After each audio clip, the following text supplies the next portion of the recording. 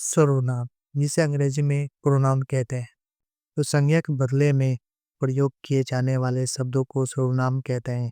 जैसे कौशल ने प्रशांत से कहा कि प्रशांत की कलम कौशल को दो, तो यह वाक्य पढ़ने में अटपटा सा लगता है। अंततः हम इसी वाक्य को यूं कहें कि कौशल ने प्रशांत से कहा कि तुम अपनी कलम मुझे दो। इनमें कौशल और प्रशांत का नाम बार बार ना लेकर दूसरे शब्दों का प्रयोग किया गया है। ये प्रयोग किए गए शब्द तुम, अपनी, मुझे आदि हैं। अतः प्रयोग किए गए इस ऐसे शब्द हिंदी व्याकरण में सर्वनाम कहे जाते हैं। सर्वनाम के भेद। तो सर्वनाम के 6 भेद होते हैं।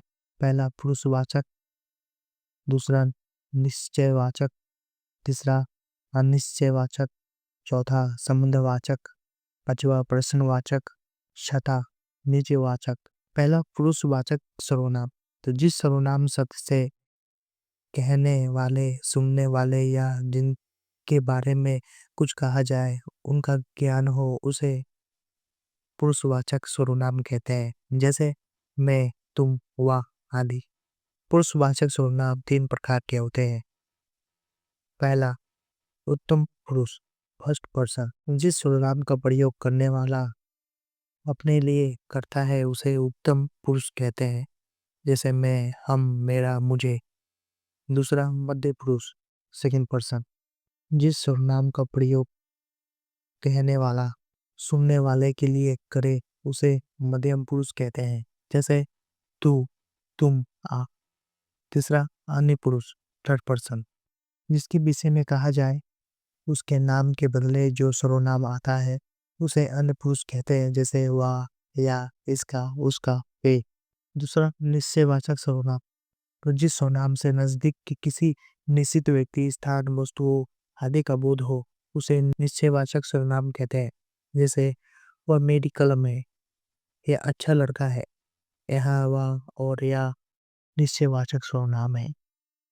तीसरा अनिश्चयवाचक सर्वनाम, तो जिस सर्वनाम से किसी निश्चित व्यक्ति अथवा स्थान का बोध ना हो उसे अनिश्चयवाचक सर्वनाम कहते हैं।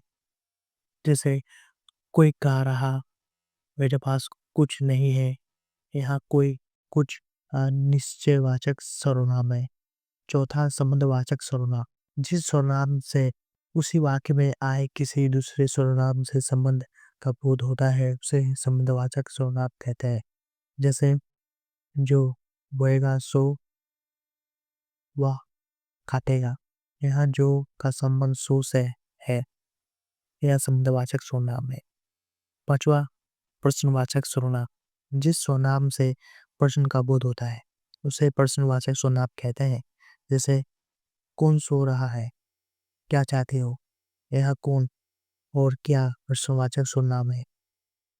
छठा निजवाचक सर्वनाम, जो सर्वनाम स्वयं या निज का अर्थ स्पष्ट करता है तथा कर्ता के लिए प्रयोग में आता है उसे निजवाचक सर्वनाम कहते हैं। जैसे मैं स्वयं लिख लूंगा, यह स्वयं निजवाचक सर्वनाम है। निर्देश देख लेते हैं। निर्देश का किसी सर्वनाम के लिंग और कारक उसी संज्ञा के समान होते हैं जिनके बदले में वह कहा जाता है। जैसे राधा बहुत सुशील लड़की है, उसे सभी प्यार करते हैं, यह उसे शब्द का लिंग वचन राधा के अनुसार होते हैं। खा, दोनों लिंगों में सर्वनामों का रूप एक ही होता है, क्रिया से लिंग का ज्ञान होता है। जैसे वह गया, वह गई। गा, आदर सूचित करने के लिए तू या तुम की जगह आप या आप लोग सर्वनाम का प्रयोग होता है। जैसे आप आइए, आप लोग आइए।